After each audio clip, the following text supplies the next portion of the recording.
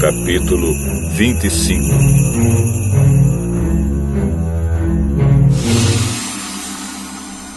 Jesus disse: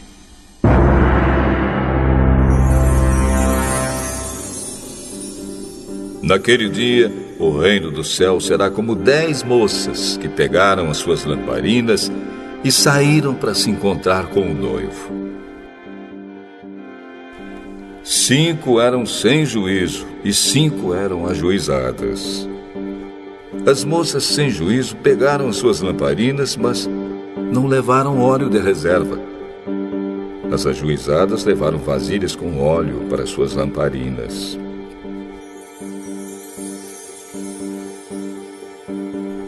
Como o noivo estava demorando, as 10 moças começaram a cochilar e pegaram no sono. À meia-noite se ouviu este grito: o noivo está chegando! Venham se encontrar com ele! Então as 10 moças acordaram e acenderam as suas lamparinas. Aí as moças sem juízo disseram às outras: deem um pouco de óleo para nós, pois as nossas lamparinas estão se apagando. De jeito nenhum, responderam as moças ajuizadas. O óleo que nós temos não dá para nós e para vocês. Se vocês querem óleo, vão comprar. Então as moças sem juízo saíram para comprar óleo.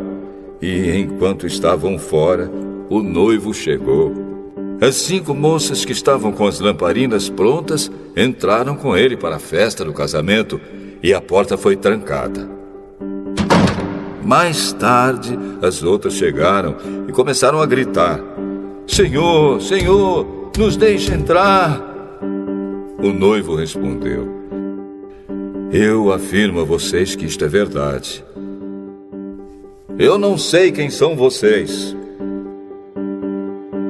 E Jesus terminou dizendo: portanto, fiquem vigiando, porque vocês não sabem qual será o dia e a hora.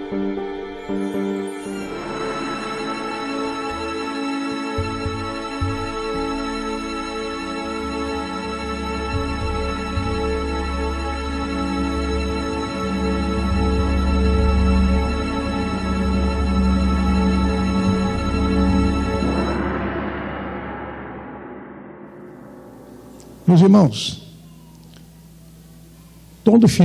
todo começo de ano, ou final de ano, nós vemos aí dezenas e dezenas ou centenas de jovens que se prepararam durante um ano, talvez, ou mais, para prestar algum concurso, seja esse vestibular para uma faculdade, ou um concurso, às vezes, também para um emprego bom, rendoso, seguro. E o que a gente observa é que, às vezes, por causa de alguns minutos de atraso, quando eles chegam lá, a porta está fechada. E é uma frustração, uma decepção muito grande. Afinal de contas, são mais 6 meses de espera ou um ano. E assim que acontece isso nos concursos para cargos de importância, para ingresso nas faculdades, também acontece em muitas áreas da nossa vida, e na vida espiritual isso não é menos diferente. Muitas pessoas acham que essa coisa de religião, de igreja, tudo isso é para gente idosa, gente velha, não é? Ou então isso é quando a gente está doente, passando uma dificuldade, um desemprego, ou então, quem sabe, num outro momento, numa festa, a gente vai lá na igreja, tudo muito bom, gostoso, aquele ambiente salutar. Mas, irmãos, nós acabamos de ler um texto, tem uma parábola de Jesus Cristo em que ele fala que aquelas pessoas que não estão preparadas para a vida são encaradas por Deus como pessoas loucas. Loucas. Nesta parábola, Jesus fala de 10 virgens ou 10 donzelas, ou uma outra tradução, o número 10 era chamado pelos rabinos judeus de número total, o número que a tudo abrange. O que ultrapassa de 10 volta para a unidade. Por isso aí temos os 10 mandamentos, a harpa de 10 cordas, o dízimo. 10 era o número de uma família para comemorarem a Páscoa, e 10 judeus era o número suficiente para formar uma congregação, para a sinagoga. 10 tochas ou lâmpadas era o número usual nos cortejos nupciais. E a ideia aqui, contudo, é mostrar que apenas uma parte de toda a população religiosa estará espiritualmente preparada para este momento da vinda do Senhor Jesus. Os discípulos autênticos terão características próprias de vigilância. Eles estarão aguardando a qualquer tempo a vinda desse mestre querido. Haverá um momento quando o noivo vai chegar, a porta vai se abrir, e aqueles que estiverem preparados, atentos a esse acontecimento extraordinário, entrarão para a grande ceia das bodas do Cordeiro. Lamentavelmente, outros vão ficar de fora. Eu não sei quem, mas eu sei uma coisa, meus irmãos, que na nossa vida muitas vezes as oportunidades são perdidas de uma maneira insensata por nós.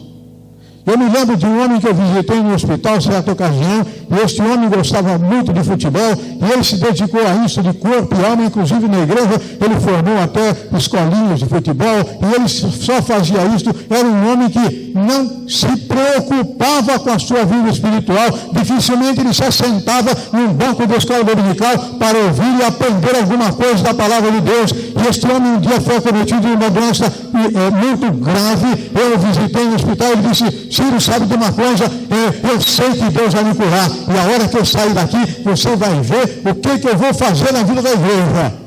Eu falei: vai? Ah, é? Opa, vai mudar agora? Eu falei: não, vou formar um grupo muito maior do que esse, com aquela criançada na igreja para jogar futebol. Este homem morreu, e as pessoas que gostavam dele o sepultaram, puseram em cima do caixão a bandeira do Palmeiras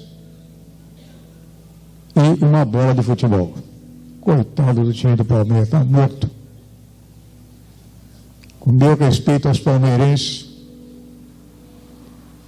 E assim passou a oportunidade dele viver para Deus. Não creio, meus irmãos, que a pessoa perca a salvação por isso. Entretanto, perdeu a alegria da salvação, perdeu as oportunidades de viver com o povo de Deus, perdeu a chance de poder, sabe lá quantas vezes está de joelho, orando e clamando, quem sabe até de viver mais tempo na sua vida, se fosse fiel ao Senhor, se verdadeiramente colocasse a sua vida aos pés da cruz de Cristo, para viver tão somente para Deus, e para a honra e para a glória dele. Amados irmãos, as oportunidades passam, e eu preciso aprender de uma coisa, é não deixá-las escapar. Eu tenho que aproveitar aquele momento. Imagine só aquelas 10 virgens ter que ouvir isto: não vos conheço, ou nunca vos conheci. Fechou-se a porta.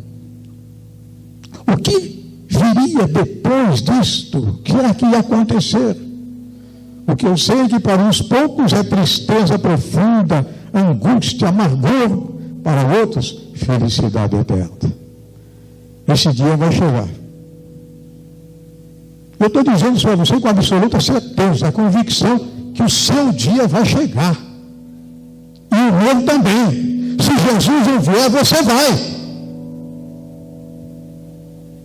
Não tem como escapar, meus irmãos. Ninguém foi colocado nesse mundo para viver eternamente. Viva para Deus. E você vai desfrutar de uns 100 números ou mais de oportunidades para viver gostosamente uma vida de paz, de tranquilidade, de prosperidade e tudo mais.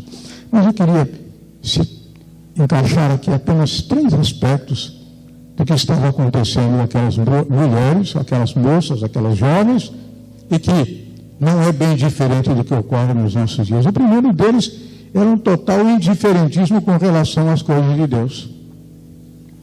O que o autor está mostrando aqui no verso 2 é que umas eram insensatas. Sabe o que diz o Salmo 14 e o 53?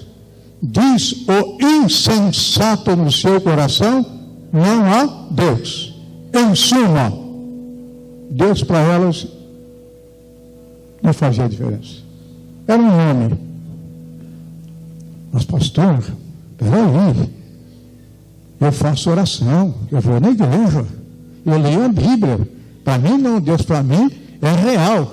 Mas você vive como se ele não existisse. Meus irmãos, se a gente analisar bem a nossa vida diante de Deus, nós vamos verificar que muitas e muitas vezes a gente age como se Deus simplesmente fosse cego, surdo e mudo. Isso é insensatez. Achar que Deus não está ouvindo, achar que Deus não está vendo, achar que Deus não está se importando.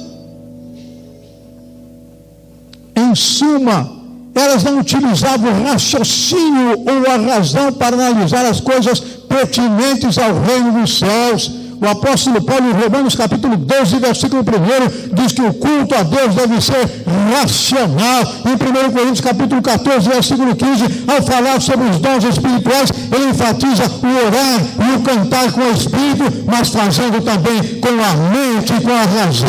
O insensato espiritual tem um comportamento indiferente, porque ele não se importa com as coisas de Deus. Tanto faz ir à igreja como não ir, tanto faz ler a Bíblia como não ler, tanto faz viver uma vida santa como não sabe usar a lâmpada, que é o Espírito Santo, foi colocado nele para aclarar o seu caminho, abrir o seu entendimento. Ele não sabe que isso está aqui dentro dele, pois não se preocupa com aquilo que a mantém acesa, este óleo, este azeite do Espírito, ou melhor dizendo, o combustível. A lâmpada está acesa, isso basta, não basta não. Eu preciso ter, meus irmãos, energia para alimentar esta lâmpada sempre acesa. Esta lâmpada não pode sequer perder o seu brilho.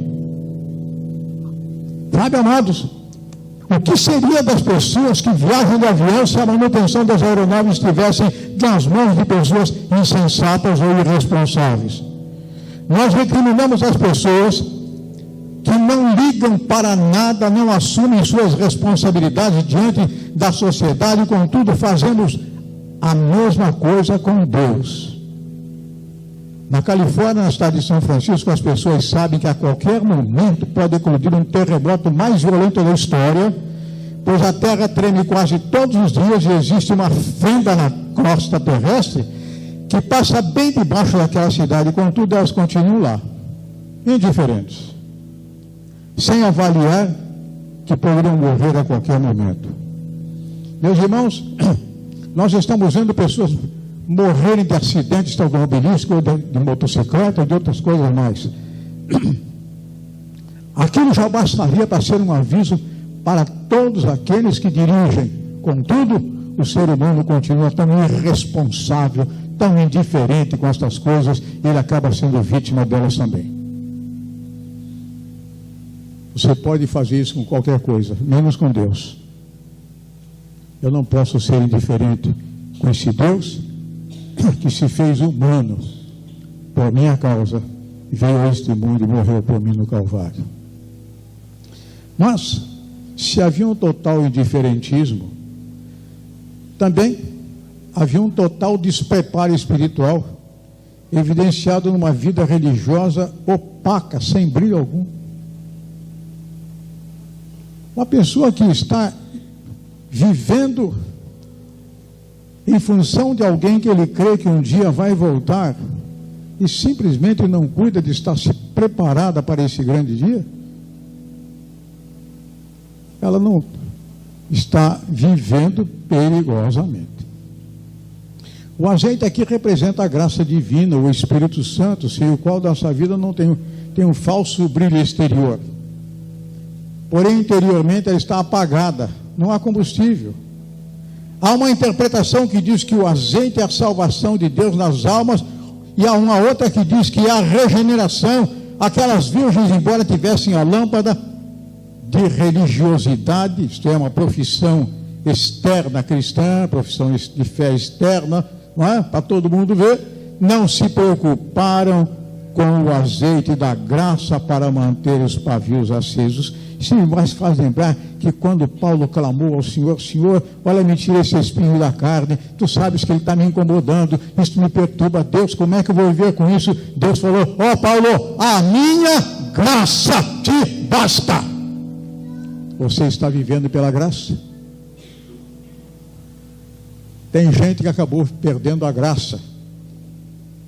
Sabe, amados, há uma interpretação que o azeite é a salvação de Deus nas almas, e há uma outra que diz que é a regeneração. Aquelas virgens, embora tivesse a lâmpada de religiosidade, não se preocupavam com este azeite, em manter e em crescer, em desenvolver esta vida cheia de graça.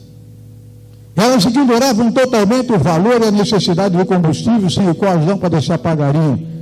Sem o Espírito Santo na sua vida agindo, meus irmãos, nossa vida pode estar exteriormente viva, mas interiormente morta. Paulo diz em Efésios capítulo 2, versículo 1: Ele vos deu vida, estando vós mortos em vossos delitos e pecados. Sem o Espírito Santo dentro de você, você está fisicamente vivo, mas espiritualmente mortinho da Silva.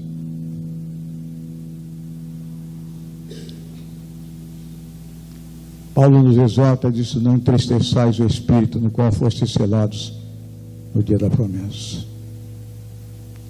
Elas ignoravam o tempo que deveriam esperar e a hora em que o noivo chegaria. Elas não tinham aquele sentimento de expectação da vinda do noivo. Ele poderia chegar logo, podia demorar. Não competia a elas determinar quando, mas deveriam manter acesas as lâmpadas, teriam que fazer sua parte e não fizeram. Amados, existem pequenas coisas que são indispensáveis na nossa vida. Se o pneu do seu carro furasse e você não tivesse step, você poderia colocar no lugar do pneu uma bola de futebol? Você poderia colocar no lugar do pneu uma roda de bicicleta? Uma perna mecânica? Claro que não, não é verdade? Pois bem, então não tente colocar na sua vida um substituto para o Espírito Santo, que não existe. Qualquer outra coisa que não seja ele é espírito maligno. Isso não serve para dar luz para ninguém. É uma falsa ideia de luminosidade religiosa. Isto sim. Isso sim. Despreparo. E meus irmãos, o preparo a gente adquire no estudo sistemático da palavra de Deus. O preparo a gente adquire nos bancos da igreja. Preparo não se consegue num dia e depois passa-se um mês, 30 dias, sem sequer meditar na palavra de Deus. E terceiro aspecto: desconhecimento da responsabilidade de cada um diante de Deus. Elas tinham uma responsabilidade naquela festa. Elas estavam ali com as suas lâmpadas para alumiar. Era importante a presença delas. Mas às vezes nós fazemos um julgamento errado. Não adianta, eu vou lá na igreja para quê? Só vou eu e o Sérgio, não vai mais ninguém. Eu vou lá para essa reunião para quê? Não vai mais ninguém. Eu aprendi uma coisa, meus irmãos, no culto doméstico da minha casa. Um dia minha filha falou: papai, só estamos nós dois? Jesus não falou que onde tiver 2 ou 3, ele estaria com eles? Falou: então nós estamos aqui nós dois. Eu falei: não, filha, não estamos nós dois, estamos nós 3. Como nós 3, papai? Eu, você e Jesus. Então, quando ele falou onde tiver 2 ou 3, significa que você pode estar sozinho, mas ele é a segunda pessoa, ou melhor, ele é a primeira. Você nunca será um, sempre 2. Então fique olhando para os homens, se eles vêm ou se não vêm, se participa, se não participa. Olhe para Jesus, porque ele vem. Sabe, amados, Paulo diz, segunda carta à igreja de Corinto, capítulo 5, versículo 10, porque todos deveremos comparecer ante o tribunal de Cristo, para que cada um receba o que tiver feito por meio do corpo, o bem ou o mal. Aquelas virgens pensaram que as outras poderiam dar um pouco de azeite para elas. Tem crente que é assim, que vive na cola do outro. Irmão, 6 horas por mim, o tal do crente 6 horas, né? 6 horas por mim. Ah? Não, você tem que ter vida própria, meu irmão. Você tem que ter uma lâmpada acesa. Essa luminosidade sua tem que ser vista por todo mundo, até por aqueles que precisam de você. Ao invés de você ser uma bênção, acaba, por favor, arranca um cadinho de azeite aí para mim. Sabe, amados, na hora H nós arrumamos um pouco só para poder entrar. Era o pensamento dela. O pensamento de muita gente é esse. Quebra o galho aí para mim, só um pouquinho, só para entrar, depois entrando lá dentro, pode apagar a lâmpada, não tem importância. Agora você imagina na festa, todo mundo com a lâmpada acesa, você com o pavio na mão aqui. Ah, sabe, amados? É o famoso quebra-galho daquele que pensa poder se encostar em alguém. Religiosidade falsa nos mostra que basta pedir a alguém que interceda por nós diante de Deus e o problema está resolvido. A salvação é algo pessoal, meu irmão, e ninguém, nem no céu, nem na terra, a não ser Cristo, pode nos concedê-la. Ele é o mediador entre Deus e os homens. Ele é o Cordeiro que tira o pecado do mundo. Ele é a porta, Ele é o caminho, Ele é a vida. Nem Pedro, nem Paulo, nem José, nem Isabel, nem a irmã Maria, nem ninguém poderá interceder por você nesta hora. É na hora final que se evidencia o verdadeiro conceito que nós temos da pessoa do Senhor Jesus. Nele deve estar a nossa esperança, nele devemos esperar e confiar, com ele devemos nos relacionar, a ele devemos louvar e adorar como Deus e Senhor. O tipo de caráter religioso, meus irmãos, que temos é revelado neste momento. É na hora da morte, as pessoas se desesperam, elas se angustiam, elas clamam a Deus e a todo mundo por socorro, pois não querem deixar este mundo. Falam do céu como lugar maravilhoso, falam da outra vida onde tudo é bom, falam que vão voltar, pedem auxílio para poderem sair do purgatório, etc, etc, etc, mas nada disso adianta, pois a Bíblia nos fala que após esta vida, nosso encontro é com Cristo, e aí é a hora da verdade, e é Ele quem decide o nosso destino. Vou terminar dizendo para você o seguinte: se você se considera um cristão, lembre-se que você tem um compromisso com Cristo e com mais ninguém. E só com Ele. E mais ninguém. Lembre-se que só Ele é Deus e tem todo o poder no céu e na terra. E ninguém mais. Mas lembre-se que só Ele vai voltar. Só Ele. E ninguém mais. Lembre-se que a sua responsabilidade é pessoal e de ninguém mais. Amados, muitas vezes nós somos traídos pela aparência das coisas. Vejam que Adão e Eva olharam para aquela árvore lá no jardim, era boa para se comer, agradável aos olhos, tomaram dela, comeram, a mulher fez isso, deu a Adão, ele comeu. A gente às vezes olha um livro e se impressiona inicialmente pela encadernação, pelo tipo de papel, pela apresentação e até ali folhando algumas páginas no início, a gente se impressiona com tudo aquilo. A gente compra uma roupa pela cor, pelo formato, pelo feitio. E assim fazemos quase todas as coisas. Que pena, a Eva se enganou com a aparência daquele fruto. E quantas vezes nós decepcionamos os nossos negócios? Quantas vezes que a gente compra uma coisa ou faz um negócio e dá tudo errado, não é verdade? A religião não se mede pelo tamanho dos templos suntuosos. Religião não se mede pelo número de pessoas dentro de um santuário imenso, viu? com as mãos levantadas, gritando, pulando, dando glória a Deus. Não. Religião não se mede pela fama dos seus líderes. Religião não se mede pelo grande número de fiéis que as igrejas possuem, não tampouco pelas obras de caridade que realizam e nem pela beleza do seu ritual litúrgico. Sabia disso? Tem muita gente enganada nesse mundo. Eu vou naquela igreja porque lá é uma bênção. Aqui é bênção por quê? Porque está cheio de gente. Eu vou lá porque o pastor, nosso pastor, prega que é uma maravilha. Né?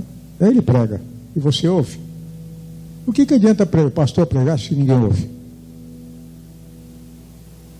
O que adianta o professor ensinar se o aluno não aprende? Sabe, amados? A verdadeira religião tem no seu conteúdo este azeite genuíno que abastece a lâmpada da nossa religiosidade. E aquela igreja onde você entra e você parece que não sente nada. E você se assenta e dali a pouco você começa a sentir os efeitos do programa. Você não é induzido a você sente este algo mais aqui dentro, na oração, na leitura da palavra. Tudo isso vai minando e vai nos levando àquele encontro com Deus. Neste culto da verdade, você observa que as pessoas se preocupam com você, mas você também se preocupa com elas. Você vê que há algo diferente. Aquele irmão está sem Bíblia e você vai e oferece a sua, ou ele oferece a dele. E dali a pouco vocês se cumprimentam, e dali a pouco vocês se abraçam. E dali a pouco você vai se ajoelhar, e dali a pouco você começa a orar, e você sente aquele amor de Deus habitando no meio daquele povo. Às vezes aquele povo silencioso, mas aquela atmosfera agradável da presença do Senhor. Sabe? Neste culto diferente, uma religião verdadeira, você vai sendo preparado espiritualmente para sair lá fora no mundo e anunciar este evangelho que você acabou de ouvir.